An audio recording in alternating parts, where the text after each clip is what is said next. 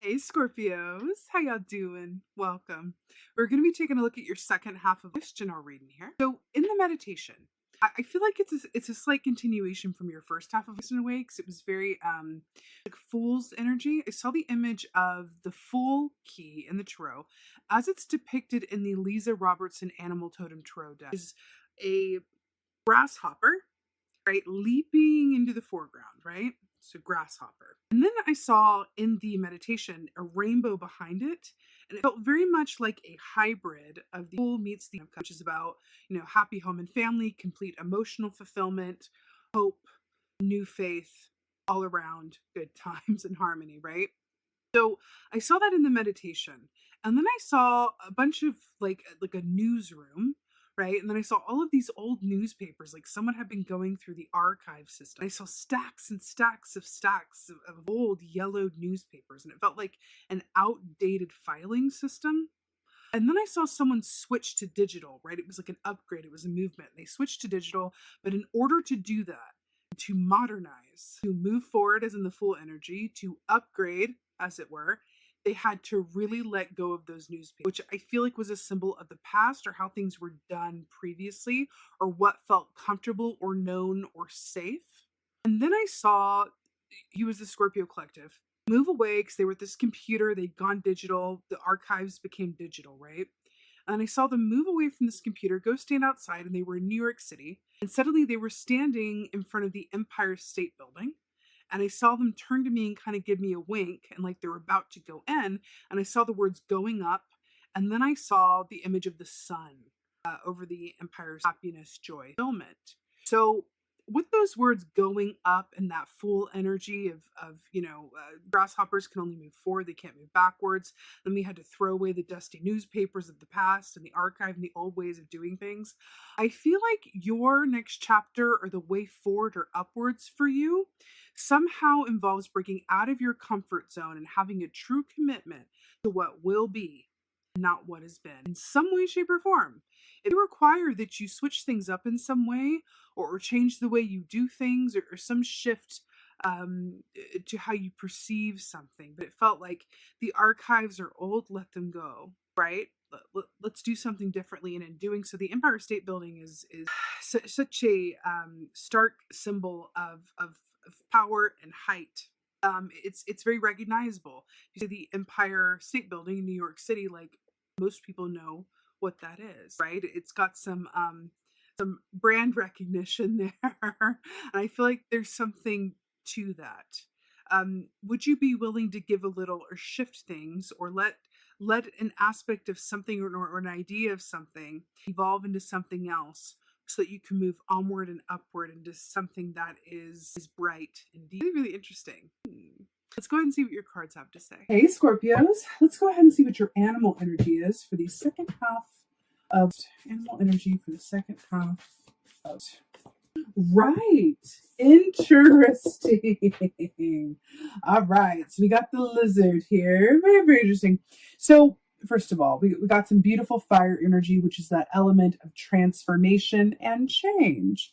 Now, lizard medicine is very much about timing, knowing when to move, when to be still. It's about energy conservation, right? They are cold-blooded creatures that seek the heat. So I find something in that as well, because we saw the sun on the Empire State Building, right? And lizards will go and seek those heat sources. So interesting indeed. There's also this aspect to lizard energy that equates to the Knight of Cups of your home water element in the tarot, which speaks of people, places, things, and pastimes and our work that really serves us emotionally. It's that kind of speaks to the sweet spots in our lives, whether they be our relationships or what we're connected to, whether we're connected to the work that we do, the ideas that we believe, or the mission that we're on, or whatever that is. But the Knight of Cups says, emotional fulfillment is the path and the key to, a life well lived, as it were.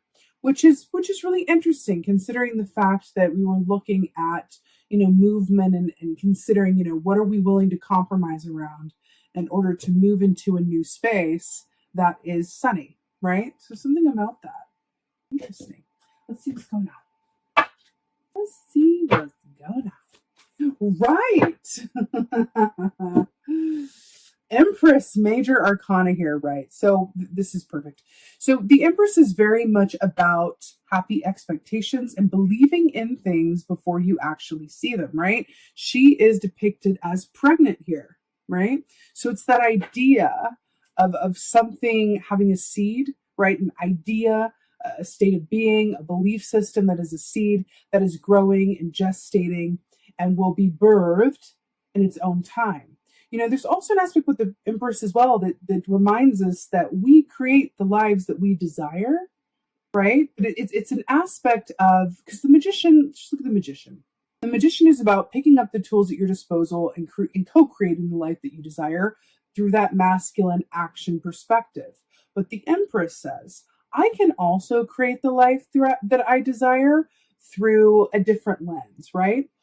And not necessarily in an active lens, but similar to the lizard, through a place of receiving, right? Because it's really, really important to be in a place to receive and to be able to do so in a way that helps align you to all the opportunities that are available to you.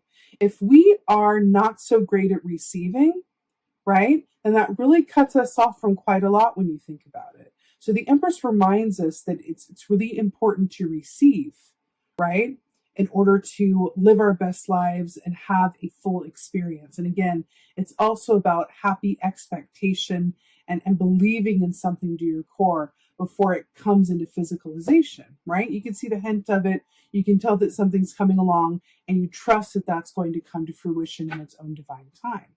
You know, another aspect of this as well, especially with the rabbits there, another symbol of fertility.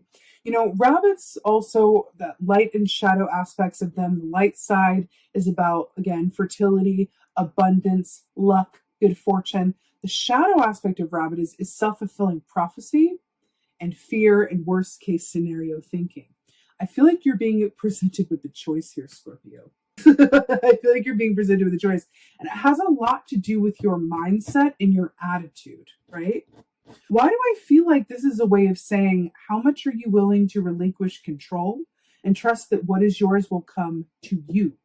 I'm seeing that image of, you know, it's a trope in like film and TV and in stories where, you know, two people are out in an unknown land and they say, okay, if we get lost or separated, you know, don't move, just stay where you are and wait for me to find you. And then that person always like loses faith and is like, no, I'm going to go find them. They'll never find me here, right? But I'm getting this very distinct sense, Scorpio, because also the lizard is very much about waiting and stillness, right? Until it's time to go, you know, burst into action, going from 0 to 100.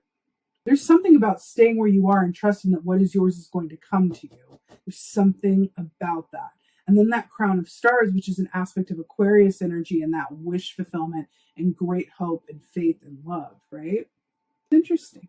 If you just stay on that throne, if you stay where you are and expect good things, then a lot of this richness is going to come to you. That grasshopper, that 10 of cups, it's coming your way. But there's something about that releasing, you know, that old stack of archives, that old stack of newspapers. I wonder if those are aspects of your fear that believes that, you know, in order for something good to happen, something bad must happen as well, or that, you know, it's going to go the same way it's always been. There's something about the way that you perceive your circumstances, the world around you, that wants to be given like a little vitamin C shot of positive expectations. Okay. Right. Okay. So we got the 9 of Wands here. This is making a lot of sense. So first of all, the Wands are about the actions that we do or don't take. Usually around the work that we love to do, but also around our interpersonal relationships, right? So do you see the sun in the background there, by the way? Very interesting. So 9 of Wands is that archetype of the wounded warrior. It's that aspect of needing to persevere during challenging times or difficult circumstances, but with that faith and belief that you're going to get to where you're going if you just keep putting one foot in front of the other. Interestingly enough, you know, this 9 of Wands energy in terms of this aspect of perseverance and moving forward, I do feel like there's this sense of lessons learned and trials endured. But I feel like with this, you are able to come from a place of appreciation of where you've been and not necessarily let it affect your outlook on where you're going or what could be, right? There's a difference between being experienced and being jaded, right? I keep getting this very distinct feeling, and I feel like it's next to the heart chakra, your emotional core. There's this feeling about like a series of challenges or hardships or disappointments or worst case scenario thinking, like I said, or something to do with that. Just feels like it's been a bit tough going. I'm hearing either rejection or disappointment or things not happening in the timing with which you wish they would, or things seeming like they're going this way, but suddenly they U-turn and go another way. There's something coming in here around that. I feel like that stack of newspapers is just going like, really, there are good things ahead for you, but there's some aspect of you energetically, right? Whether this is, thoughts that are things or what have you, there's some aspect of you that is expecting things to be how they've been. And that is acting as a disservice to you, right? In some way, shape, or form. But I feel like a certain sense of fatigue or a certain sense of like, woo! That kind of feeling, right? So then you have the Six of Pentacles here, which is really, really beautiful. It's interesting. Just remember I was telling that story about, that trope of like, if we're separated, stay where you are and I'll find you. That's kind of a trope in the context of the kids with the parent, right? It's like, okay, we're going to shopping mall. If we get separated, like stay where you are and I'll find you. It's that aspect. And it's interesting. So we're talking about staying where you are, and then we have the coins literally falling down. And then we also saw the pregnancy with the Empress here. And then we have the children's here, like children twofold, right? Two of them. It's interesting. Traditionally speaking, Six of Pentacles is about give and take. It's about that reciprocity. It's about the good that you do coming back to you.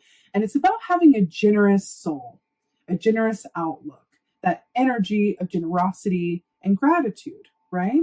But why do I feel like there's something around this where this is like the Empire State Building that we saw? See how it's like a golden tower? You see that? Right?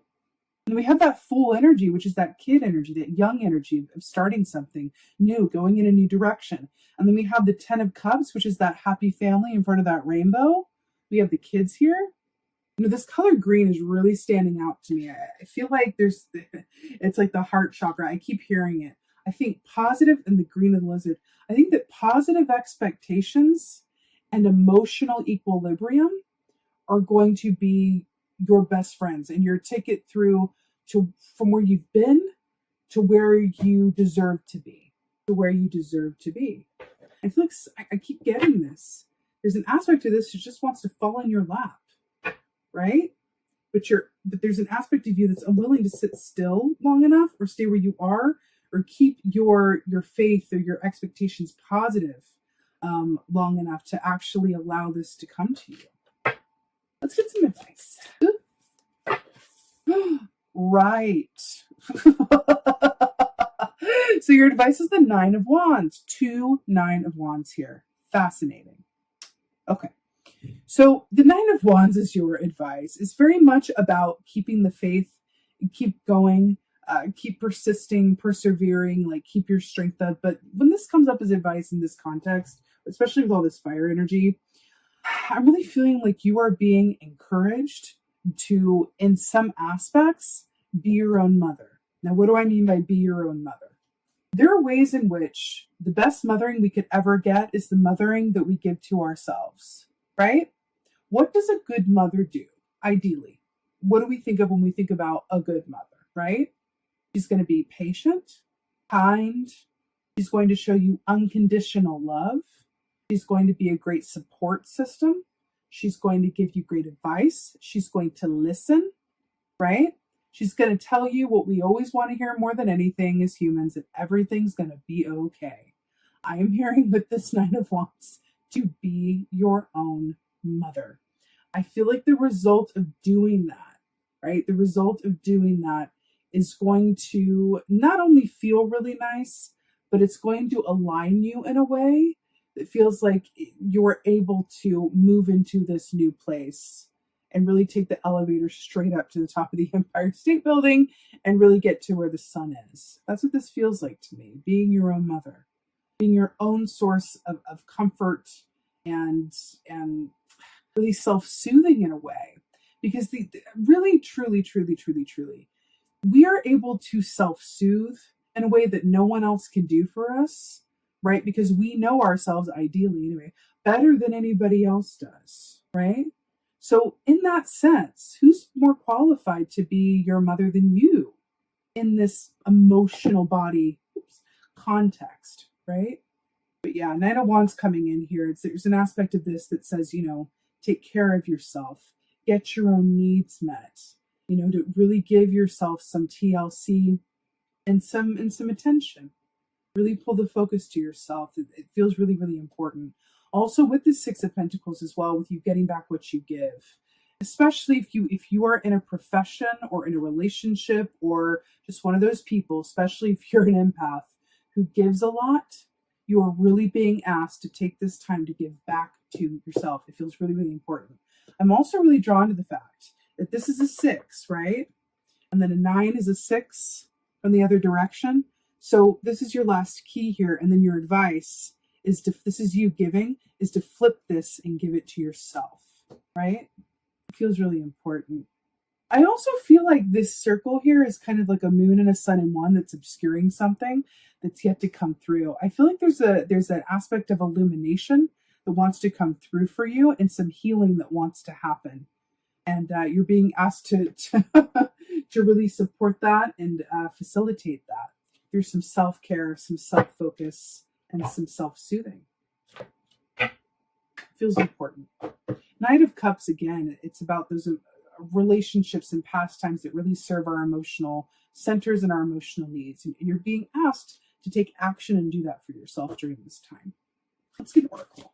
Right. Perfect. Could not be better. So we have the High Lady of Love and Compassion, reverence, kindness, consideration. What were we literally just talking about? High Lady of Love and Compassion, reverence, kindness, consideration.